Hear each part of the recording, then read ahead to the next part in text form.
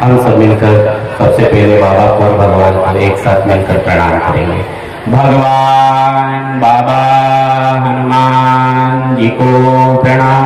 महान त्यागी बाबा जुमदेव जी को प्रणाम। परमात्माए भगवत प्राप्ति के लिए निष्काम कर्म एवं परम पूज्य परमात्मा एक सेवक मंडल वर्धमान नगर नागपुर की ओर से बाबा के आदेश अनुसार आज एक भगवत कार्य का ये सामूहिक जंगल हवन कार्य चुरड़ी निवास में यहाँ पे समाप्त हुआ और उस उपलक्ष्य में एक भगवान की चर्चा बैठक यहाँ पे शुरू हुई है। और इस चर्चा बैठक में स्वयं शक्तिशाली भगवान बाबा हनुमान जी उपस्थित है। बाबा हनुमान जी को मेरा प्रणाम। उसी प्रकार हमारे सदगुरु और मानव धर्म के संस्थापक महान त्यागी बाबा जुमदेव जी उपस्थित है। बाबा जुमदेव जी को मेरा प्रणाम। उसी प्रकार हम सबके मातोश्री आई वाराणसी उपस्थित है। आई वाराणसी को मेरा प्रणाम। उसी प्रकार आज के बैठक के अध्यक्ष महोदय और परम पूज्य परमात्मा एक सेवक मंडल वर्धमान नगर मंडल के सह सचिव आदरणीय प्रदीप जी चौधरी साहब भाऊ को मेरा नमस्कार। उसी प्रकार आज के इस चर्चा बैठक के उद्घाटक आदरणीय मंडल के संचालक महोदय आदरणीय रामेश्वर जी जोगी भाऊ को मेरा नमस्कार। उसी प्रकार मंडल के संचालक आदरणीय तापेश्वर जी वैद्य भाऊ को मेरा नमस्कार। उसी प्रकार मंच पे उपस्थित आदरणीय मंडल इस प्रोग्राम के आयोजक आदरणीय एकनाथ भाऊ सपाटे भाऊ को मेरा नमस्कार। मंच पे उपस्थित मंडल के मार्गदर्शक आदरणीय सेंडे जी, आदरणीय पंचमुदे जी, आदरणीय जिपकाटे जी, आदरणीय धुमकेड़े जी, आदरणीय गायदिनी जी, आदरणीय दीपक जी ठोकर, आदरणीय राजन जी काटेकर बंधु, आदरणीय धनलाल जी टेमरे, आदरणीय जी रवि जी कड़व, सेलोकर जी करड़ी, आदरणीय पटले जी, आदरणीय वांगे जी, कृष्णा जी टांगले मार्गदर्शक सुलाट और उपस्थित मंच पे सभी मंडल के मार्गदर्शक कार्यकर्ता, उपस्थित सभी सेवक सेविका बाल मित्र आप सभी को मेरा नमस्कार।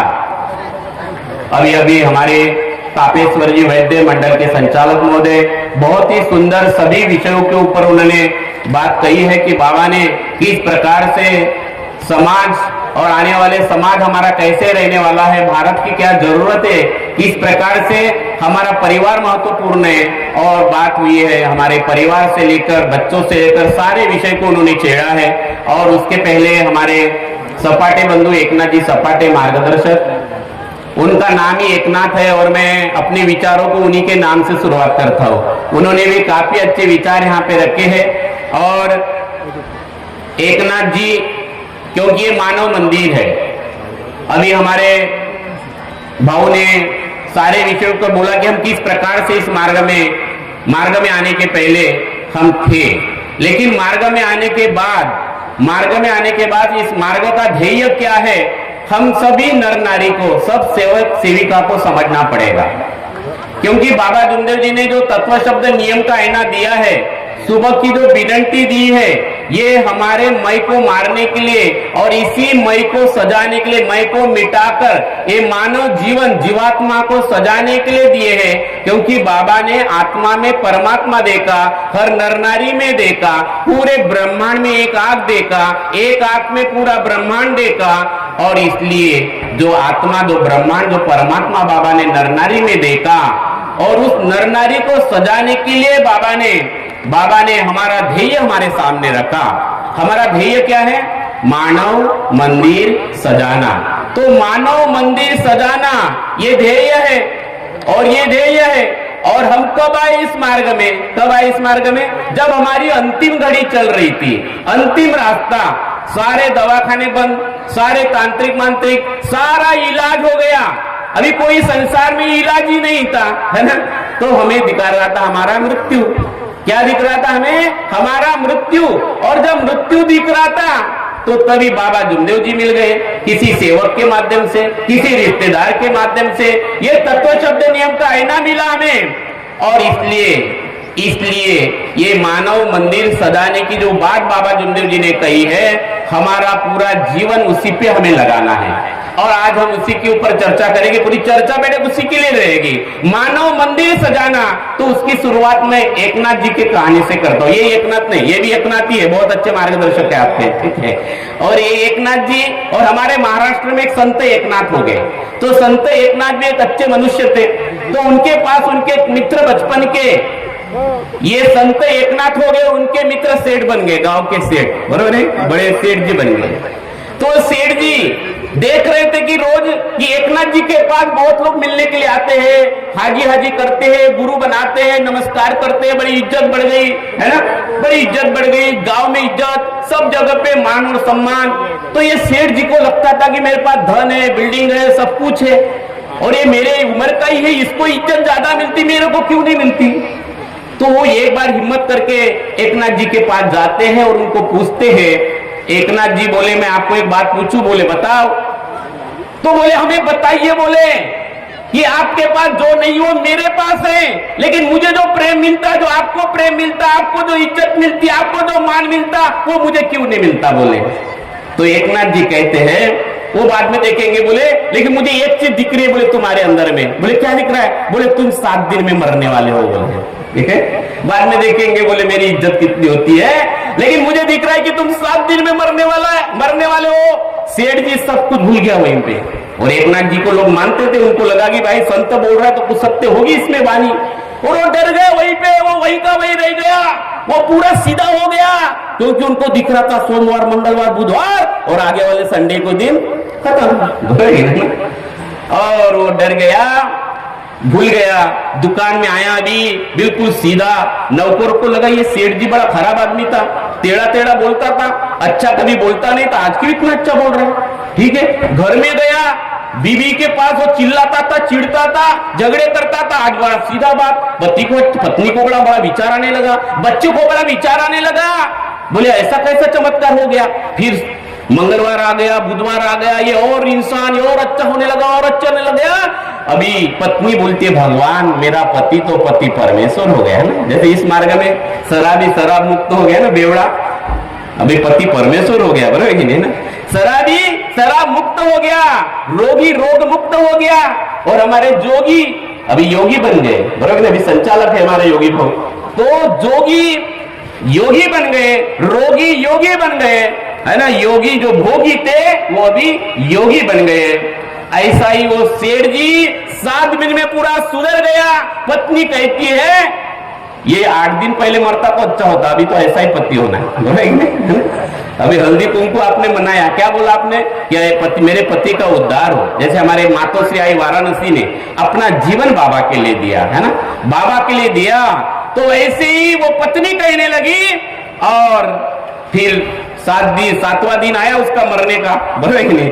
तो ये पत्नी और बच्चे, वो पति बोलता है कि मैं अभी मेरा आज का लास्ट दिन है, मैं मरने वाला। बोले किसने बोला? बोले संत एकनाथ जी। बोले अभी हम आपको मरने नहीं देंगे, हम अभी आपको मरने नहीं देंगे। आप 7 दिन पहले बोलते तो अच्छा होता, आप पृथ्वी पे बोझते, बराबर कि नहीं।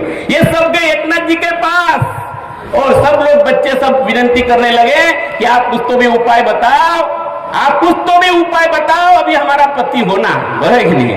तो क्या कहते हैं एकनाथ जी, कहते हैं बोले मैंने गलत कहाँ कहा, मैंने गलत कहाँ कहा, मैंने सही कहा कि हम सब कितने दिन में मरने वाले हैं, 7 ही तो दिन है। कोई सोमवार को मरेगा, कोई मंगलवार को मरेगा, अरे कोई बुधवार को मरेगा, नहीं मरेगा तो गुरुवार को मरेगा, नहीं तो शुक्रवार तो है, अगर नहीं है तो शनिवार है, अगर शनिवार भी नहीं है तो रविवार है, बराबर कि नहीं। तो मैंने सही कहा, लेकिन ये 7 में इसको मृत्यु दिखा, ये मनुष्य बन गया। तो मनुष्य डरता किसको डरता है? मृत्यु को डरता है, बराबर कि नहीं, मृत्यु को डरता है। और इसलिए इस मार्ग के पहले तत्व की पहले दिन में हमने जो भगवान को वचन दिया, वो कौन सा वचन था? मरे या जिए भगवत नाम पर, उसी वचन को हमें ध्यान रखना है। मरो मरो सब कोई कहे, मरना न जाने कोई, एक बार ऐसा मरो कि फिर मरना न होई। ऐसा मर जाना है, पूरा डूब जाना है, मरना है। और इसलिए परमात्मा एक, और मरे ये भगवत नाम पर, वो मरने का वचन और मरने की आदत डालने के लिए बाबा ने सुबह की विनती दी, शाम की प्रार्थना। ये फल तब बनती है, इसका फल तब मिलता है जब हमारा मैं मर जाता है। ये मैं मरता है ये मैं मरता है, तब हम जागरूक हो जाते हैं, हमें अनुभूति होती है। और बाबा ने जो ध्येय रखा है, मानव मंदिर सजाना, मानव मंदिर सजाना, ये परिवार के सब लोगों को जानना है। और मैं कई बार कहता हूं कि ये मार्ग न सीखने का न सिखाने का, ये मार्ग है जागरूक होने का। अभी आप यहाँ आए हो, एक शब्द बाबा कहते हैं कि मैं भगवान के एक सवाल पे जागरूक हो गया, बोले कि भगवान ने हमें बेईमान कहा, और हमने भगवान को उसका जवाब दिया, बोले, और हमने अपने आत्मा में लिखा, बोले, है ना, भगवान मर मिट जाऊंगा लेकिन ईमान को नहीं छोड़ूंगा, है ना, मर मिट जाऊंगा लेकिन ईमान को नहीं छोड़ूंगा। तो मेरे सेवकों ने कहा लिखा, बोले, कहा लिखा, बोले, आत्मा में लिखा, कागज पे लिखा कि डिक्शनरी पे लिखा, है ना, और कितने दिन के लिए लिखा, बोले 3 महीने के लिए कि 3 साल के लिए कि मरते दम तक के लिए। अगर आपने लिखा है मरते दम तक के लिए, मरे या जिए भगवत नाम पर, तो हमें हर पल कौन दिखना चाहिए, कौन दिखना चाहिए, भगवान ही दिखना चाहिए। लेकिन हम टेढ़ा टेढ़ा चलते, कई बार चलते हैं परिवार में, कभी पति टेढ़ा चलता है, कभी पत्नी टेढ़ी चलते, कभी बच्चे टेढ़े चलते, कभी कभी सेवक टेढ़ा चलता होगा, कभी मार्गदर्शक भी टेढ़ा टेढ़ा चलता होगा। तो टेढ़ा टेढ़ा चलेगा तो भगवान दूर होगा, टेढ़ा टेढ़ा चलेगा तो भगवान दूर होगा। ऐसा ही एक राजा था, उसके बाद जो घोड़े थे वो टेढ़े टेढ़े चलते थे, है ना, वो टेढ़े टेढ़े चलते थे। और वो जंगल में एक बार शिकार करने गया, और वो टेढ़ा चलते चलते उसके मंत्री एक साइड में चले गए और एक साइड में चला गया, और ऐसा हो गया कि वो एक रास्ता भूल गया अपना राज्य का। तो वहां पे एक चरवाहा था, बकरियां चरा रहा था, बकरियां चरा रहा था, और वो चरवाहे के पास जाता है और पूछता है कि भाई मैं मेरे राज्य जो है उसका रास्ता भटक गया हूं, मैं रास्ता भटक गया हूं, मुझे रास्ता बताओ। वो चरवाहे जानता है कि राजा है और मैं कभी राजा के दरबार में जा नहीं सकता। वो राजा को बोलता है कि बोले मुझे 5 बीघा जमीन होना, बोले कितनी जमीन होना, 5 बीघा जमीन होना। अभी राजा को लगा अपने पास तो जमीन बहुत है, लेकिन वहां कोई कागज, तो बोले ठीक है दे दूंगा। बोले तुम राजा हो, मैं आपके दरबार में आऊंगा, आप मुझे भूल जाओगे, पहचान नहीं पाओगे, ऐसी बात नहीं, मुझे लिख के दो। बोले तो बताओ, बोले कुछ है क्या, अभी जंगल में कहां कागज मिलेगा। तो उनके पास बकरियां थी, तो एक पेड़ का पत्ता था, वो पेड़ का पत्ता लिया और उस पे राजा ने लिख दिया, क्या लिख दिया कि आप हमें रास्ता बताएंगे, हम आपको 5 एकड़ 5 बीघा जमीन दे देंगे, बरोबर है। राजा चला गया ये चरवा के पास, जैसे अभी हमारे पास में सब कुछ आ गया, बरोबर, वैसे 5 बीघा जमीन चरवा के पास आ गई। वो नाचने लगा, नशा में डूब गया, अहंकार में डूब गया, खो गया, गहरी नींद में सो गया, है ना। वाह वाह, बोले अभी अपने पास कितनी जगह हो गई, अभी 5 बीघा जमीन हो गई, बरोबर, और सो गया। और लिखा हुआ जो पत्ता था वो अपने बाजू में रख दिया, और भूल गया, अभी वो सो गया गहरी नींद में, अभी जगह भी भूल गया होगा। तो उसके आजू बाजू में उसकी बकरियां चल रही थी, उसको थोड़ी मालूम था कि वहां 5 बीघा जमीन लिखी है करके। बकरी गई और पाला जो था पत्ता उसको खा लिया, जगह गई 5 एकड़ उसके अंदर में, ठीक है। उठता तो देखता है, और ये बाबा ने खजाना दिया आत्मधन का। तो बाबा कहते हैं इस मार्ग के हवन की 4 दिशाएं, बोले बाबा ने एक ही दिशा पकड़ी, भगवान की। अभी किसी ने धन को पकड़ा होगा, वो धन की बात बोलता है, किसी ने गाड़ी पकड़ा हो, गाड़ी की बात, जिसके पास जो होगा अंदर वही तो वो देगा। जो अंदर खजाना बाबा का जिसने वो लिया, तो बहुत जरूरी है कि हमने वचन कौन सा दिया। इस मार्ग का ज्ञान यहाँ पे बड़ी सुंदर लिखा है, ज्ञान पररस योगी। हमने कौन से धन को पकड़ा और बाबा को भगवान ने कौन सा धन लिया, मरते समय कौन सा धन काम आएगा, जीते जी कौन सा धन काम आएगा, ये अभी हमें समझना है। हवन की 4 दिशाएं हैं, बाबा ने एक ही भगवान की दिशा पकड़ी है, भगवान की दिशा पकड़ी है। हमें समझना है संसार में जो भी चीज पकड़ोगे ये नशा ही देगा। धन का नशा, पद का नशा, धन का दीवाना धन को न पायो, पद का दीवाना पद को न पायो, वासनाओं का दीवाना वासनाओं को पायो, लेकिन भगवान का दीवाना भगवान में समायो। ऐसा ही परमात्मा का मार्ग है, बड़ा अद्भुत है, बड़ा अद्भुत है। और इसलिए जब ही नाम हृदय धरो, भयो पाप को नाश जैसे चिंग्याग की बड़े पुरानी घास है ना, पल भर में नाम, लेकिन हृदय से होना। सत्यमेव प्रेम स्वरूप हमारी ऊर्जा होना, हमारे विचार होना, हमारा चित्त मन बुद्धि सत्य स्वरूप, मर्यादा स्वरूप और प्रेम स्वरूप हमारी ऐसी ऊर्जा बनना चाहिए। प्रेम में होना है ना, प्रेम में बोलना, बराबर है। तो प्रेम में होकर जो शब्द निकलते हैं वो फिर शब्द भगवान बन जाते हैं। सत्य स्वरूप हो जाना, उसके बाद जो शब्द होती वो बाबा कहते हैं कि मेरा ईमान ही मेरा भगवान है। शब्द ही मेरा ईमान ही भगवान है, ईमान ही भगवान है, मेरा ईमान ही मेरा भगवान है, बाबा कहते हैं। तो ये इतनी आज के कलयुग में आज जिस वातावरण में जी रहे हैं, ये बड़ी कठिन बात है, बड़ी कठिन बात है। ईमान स्वरूप होना, सत्य स्वरूप होना, लेकिन बाबा ने ये 3 शब्द दिया है, हमें इसकी प्रैक्टिस करना है। क्योंकि बाबा तो जन्म से ही बाबा कहते हैं कि हमारे सामने ईमान ही आया बोले, है ना, हमें नहीं मालूम बोले, हमारे सामने ईमान ही आया बोले। और जिसने ईमान का पाठ पढ़ लिया, जिसने ईमान को पढ़ लिया, जिसने ईमान को पढ़ लिया, ये बाबा का चरित्र हमें बताता है। बाबा ने ईमान को इतना पकड़ के रखा, इतना पकड़ के रखा, ये डॉक्टर इंजीनियर सब क्या बोलते हैं, बाबा हनुमान जी, बाबा हनुमान जी। और बाबा हनुमान जी बोलते हैं शराबी शराब मुक्त हो जाता है ना। कई अनुभव है। तो शब्द भगवान है, इतनी ताकत आ गई बाबा के त्याग के कारण कि आंधी और तूफान सेवक को न रोक पाए। जब बाबा जैसे सदगुरु सेवक को मिल गए, मरने के सब इरादे जीने के काम आए, जब ओटो पे बाबा हनुमान जी का नाम आया है। ऐसा रस बाबा ने दिया है। बाबा हनुमान जी, बाबा हनुमान जी, बाबा ने जो ईमान को पकड़ा, ईमान को पकड़ा, और इस संसार में रह के कीचड़ में भी कमल का फूल बनके बाबा ने उस विकारों को स्पर्श होने नहीं दिया।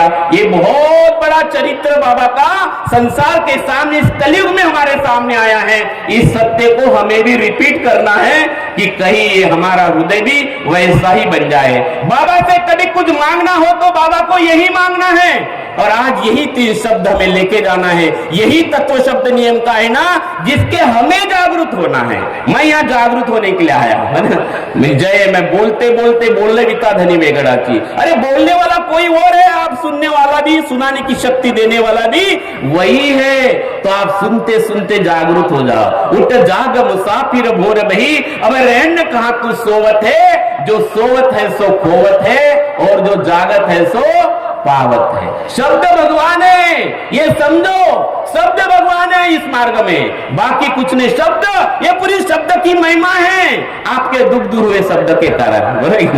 शब्द, इतनी ताकत है इस शब्द में, लेकिन शब्द में समझना पड़ेगा। कई बार हम परिवार में रहते हैं तो संसार जो दिखता है उसको सत्य मानते हैं। अभी 2-4 दिन के पहले का मैं मेरे घर का अनुभव बताना चाहता हूं। मेरे ये थोड़ा वायरल का, मेरे मिसेस को, पत्नी को थोड़ा सा कुछ उसका बॉडी पेन हो रहा था।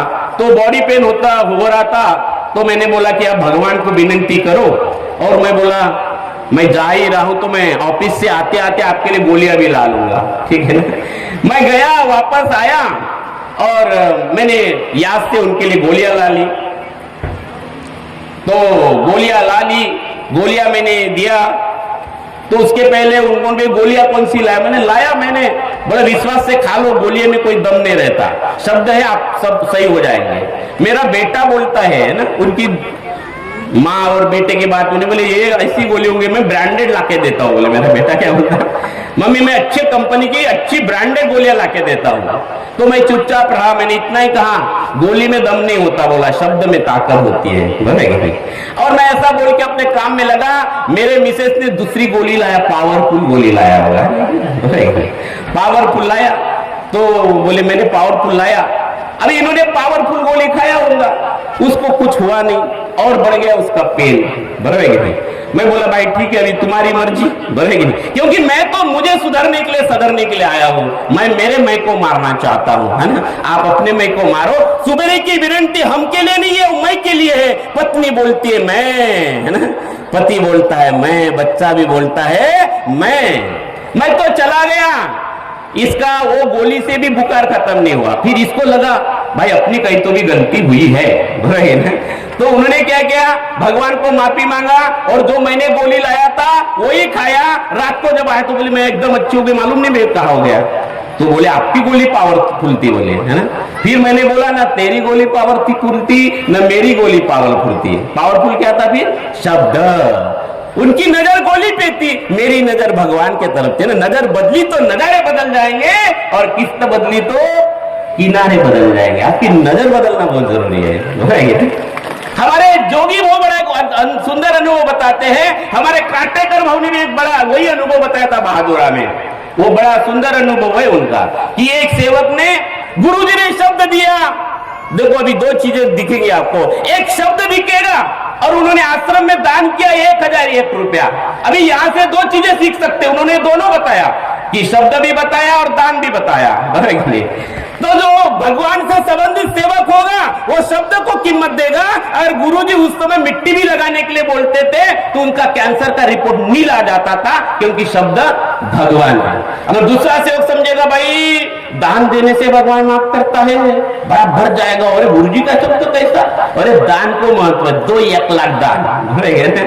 तो दान से ज्यादा वो शब्द इंपॉर्टेंट है। वो शब्द बहुत ही महत्वपूर्ण है। जो गुरुजी ने शब्द दिया उनके शब्द को कीमत है ना, उनके शब्द को कीमत है। तो इस मार्ग में शब्द भगवान है, शब्द भगवान है, ये बहुत इंपॉर्टेंट है। बाहर जो भी दिखता है आपको, पद मान सम्मान, हमें कीमत देना है शब्द को। शब्द में बड़ी बड़ी महिमा है अपने शब्द की। और ये 3 चैप्टर, सत्य, मर्यादा और प्रेम। सत्य समान तप नहीं, झूठ समान पाप, जाके हृदय सत्य ताके हृदय आप। आज सबके हृदय में बाबा है, क्योंकि बाबा के हृदय में ईमान था, सत्य था। जिसके हृदय में सत्य है, ईमान की अपनी बड़ी महिमा। 5 पांडवों में तो युधिष्ठिर था, जब अपने गुरु के पास में थे तो सबने एक चैप्टर दूसरा चैप्टर फटाफट पढ़ लिया, लेकिन युधिष्ठिर एक ही चैप्टर पे खड़े थे और वो चैप्टर का नाम था ईमान सत्य। गुरुजी द्रोणाचार्य बड़े परेशान हो गए, बोले सब आगे निकल गए और तुम सत्य पे लटके हो। बोले जब तक मैं सत्य समझूंगा नहीं, सत्य देखूंगा नहीं, सत्य महसूस करूंगा नहीं, तो आगे जाने की जरूरत नहीं। द्रोणाचार्य को बात समझ में आ गई, जिसने सत्य को पढ़ लिया उसको और कुछ पढ़ने की जरूरत नहीं। हमें वेद पुराण, कुरान से क्या, हमें सत्य मर्यादा प्रेम का पाठ पढ़ा दे कोई। अरे हमें मंदिर मस्जिद जाना नहीं, हमें सत्य मर्यादा प्रेम के रंग में रंगा दे कोई। ऐसी अद्भुत ताकत है इस सत्य मर्यादा प्रेम में, बड़ी अपनी महिमा है इन 3 शब्दों की। ये भगवान के गुण है, ये भगवान के गुण है। आप सभी से मैं निवेदन करना चाहूंगा कि ये शब्द की ताकत को समझो, शब्द की महिमा को हमें समझना है। और इसलिए एक लक्ष्य, एक चित्त, एक भगवान, ये सिद्धांत हमें अपने जीवन का बनाना पड़ेगा। आएंगे संकट, आएंगे तकलीफ, आएंगे मुश्किल में आएंगे, उसी का नाम संसार होता है। बाबा ने भगवान की प्राप्ति किया और जब मोंगर कसा तालाब में गए, सेवकों ने बाबा का शब्द तोड़ा और पादुका बाबा के वो तालाब के किनारे बाबा भूल गए, निकल गए। थोड़ी दूर जाने के बाद आपको आवाज, बाबा का आवाज आया, नाव डूब गई, नाव डूब गई, नाव डूब गई। तब बाबा को याद आ गया कि बाबा को कंकर चुभने लगे, और तब बाबा को याद ही नहीं आया तो बाबा को झटका लग गया है ना। बाबा ने भगवान की प्राप्ति किया, लेकिन बाबा को भी झटका लगा। बाबा खुद कहते हमें भी झटका लगा कि इन सेवकों ने कितनी बड़ी हमारे सामने बोले आपत्ति खड़ी कर दी। हमने कहा कि जल्दी जल्दी ना हो और खाना खाने के लिए आओ, इन्होंने कितनी बड़ी आपत्ति हमारे सामने खड़ी कर दी। बोले वो कंकर बाबा को चुभने लगे। तो ये झटका लगेगा समाज में, ये पति है, पत्नियां, और यही हमारी बड़ी तपस्या है, क्योंकि हमने न कपड़े बदले, न धर्म बदला, हमने बदले हमारे विचार, जिसका नाम है वैचारिक क्रांति। ये अद्भुत अपार शक्ति बाबा जुमदेव जी ने इस देश में जो संसार के सामने रखी है, ये बहुत बड़ा विराट रूप धारण करने वाली है। हमें जागना है, फिर हमारा रोल है सिर्फ जागने का, जागरूक रहने का हर पल पल, और इसी की प्रैक्टिस करना है। और यही हमें समझना है। इस उपलक्ष्य पे मैं आप सभी से निवेदन करना चाहता हूं कि बाबा जुमदेव जी है यहाँ पे, यहाँ बाबा जुमदेव जी है, बाबा हनुमान जी है, बाबा जुमदेव जी तुम तसल्ली न दो, हे बाबा, हे मेरे बाबा तुम तसल्ली न दो, सिर्फ चर्चा बैठक में बैठे रहो। अरे चर्चा बैठक का रंग बदल जाएगा और गिरता हुआ सेवक भी समझ जाएगा, समझ जाएगा, समझ जाएगा। ऐसा माय खाने का रस है। बस आपको चस्का लगाना पड़ेगा, आपको चस्का लगाना पड़ेगा, मजा आना चाहिए। जैसे शराबी को शराब में नशा आता है, वैसे ही सेवक को बैठक में मजा आना चाहिए, सच्चे संगति में मजा आना चाहिए। रास्ता नहीं भटकना है, तेरा तेरा नहीं जाना है, नहीं तो चौराहे के साथ दोस्ती होंगी, बराबर है ना? चौराहे के साथ दोस्ती के तो हो सकता है, मेरे भी साथ होता है कई बार। एक गड्ढा बुझाने के लिए दूसरा गड्ढा बुझाने की बात करते, हमारे भी साथ में एक दो ऐसा व्यवहार में हुआ, बड़ी तकलीफ हुई, तब बाबा की याद आई, बाबा बस आप हमें बुद्धि, हमें कुछ मत दो, बस आप स्मरण रहे 24 घंटे, ऐसा स्मरण रहे कि 24 घंटे तेरी याद, खाते पीते हसीबो खेलीबो धरीबो ध्यान और नीस कटिबो आत्मज्ञान, खावे पीवे न मन कर भंगा, बाबा बोले रहूं मैं किस संगा। बाबा कहते हैं कि हर सेवक की आत्मा से बाबा की आत्मा का टच है। जो सेवक तत्व शब्द नियम और पहले दिन जो मरने का वचन दिया उसको 24 घंटे स्मरण रखता है तो डूबते हुई नाव भी तरंगने लगती है। विज्ञान कहता है कि जिस नाव में पानी भर जाए वो नाव कभी तैर नहीं सकती, लेकिन बाबा की कृपा देखो कि नाव तैर रही है, पानी भरा हुआ है। बाबा सेवकों को पूछते हैं कि नीचे में टेका किसका है? बोले किसका टेका था? किसका टेका था? भगवान का टेका, बाबा हनुमान जी का टेका, बाबा का टेका। मैं आपसे निवेदन करता हूं, ये बड़ा मायखाने का रस है, आप ही के पास में अंदर उतरना है। परमात्मा के मरे जे भगवत नाम पर सत्य मर्दा प्रेम, इसमें उतरना है, 5 नियमों में उतरना है, कहीं और नहीं जाना है। अपने आप में उतरो, अपने आप में उतर जाओ। ऐसी नशा और ऐसी चस्का, और ये शराबी कर सकता है, आप सब कर सकते हैं। जाते जाते मैं इतना ही आपसे निवेदन करूंगा, अरे बोतल पर बोतल पीने से क्या फायदा, रात को पीली सवेरे उतर जाएंगे। अरे तू मेरे बाबा ने तत्व शब्द नियम रूपी हरिरस की प्याली आप पी ले तो तेरी सारी जिंदगी सुधर जाएगी, सुधर जाएगी, सुधर जाएगी। ऐसा हरिरस का प्याला पी लो, बहुत ताकत है इस मार्ग में। शब्द की महिमा जानो, पति पत्नी बच्चे बड़े सुंदरता से एक एक शब्द तोड़ तोड़ और मोल मोल के निकलो। शब्द एक एक ताकत इस शब्द में है। ये कलयुग में बाबा ने जो शब्द की ताकत दी, इसका आदर करो, बड़ी अद्भुत शक्ति है। मैं पटले दीदी को धन्यवाद देता हूँ। मैंने 4 दिन पहले अपने मिसेस को कहा था कि हम गांव के लोग हैं, जैसे ठंडी के दिन आते तो हम आयते बनाते लहसुन के पत्ते के, बराबर। तो मैंने उनको बोला कि भाई बनाओ, आप मार्केट से लेके आओ। वो बोलती है उसने लास्ट ईयर बनाया होगा तो वो चिपक देते बनाते, वो बनाने का थोड़ा टेक्निक होता है ना, उन्होंने कुछ तो भी गड़बड़ किया होगा। तो बोले नहीं मेरे हाथ से चिपक, तो मैं बोला ठीक है, मैं गाँव जाऊंगा तो खाऊंगा। तो आज बड़ी अच्छी बात हुई कि मैं इनके घर में आया तो इन्होंने मुझे गरम गरम वो लहसुन के पत्ते के आयते बना दिए, बराबर। तो मैंने बोला बाबा आपकी तो बड़ी महिमा है, बराबर। तो ये बड़ी अद्भुत है। भगवान आपके एक, मैं तो भूल गया था, भगवान आपके एक एक शब्द का ध्यान रखता है। बहुत अच्छे बच्चे, बहुत अच्छे बच्चों को बैठक में लेके जाओ, यहाँ बढ़िया अच्छी अच्छी किताबें लाओ। हमारे तापेश्वर जी वैद्य ने बड़ी सुंदर बात कही है। उनके परिवार में एक बेटी डॉक्टर बन गई, अभी इंजीनियर है, बेटा तो वहां पे गुवाहाटी में ITI में। तो बड़ा सुंदर परिवार, बाबा की महिमा अपरंपार है। संसार में कमल की फूल की भांति रहो, बिल्कुल अहंकार को छूने मत दो और हृदय में बाबा हनुमान जी के साथ रहो। संसार मस्ती में करो और भगवान से ऐसे दोस्ती करो कि बाबा जैसे अभी यहाँ है वैसे पल पल आपके हृदय में, आपके साथ में रहे। इतना ही बोलकर मैं अपने वाणी को विराम देता हूँ। धन्यवाद, नमस्कार।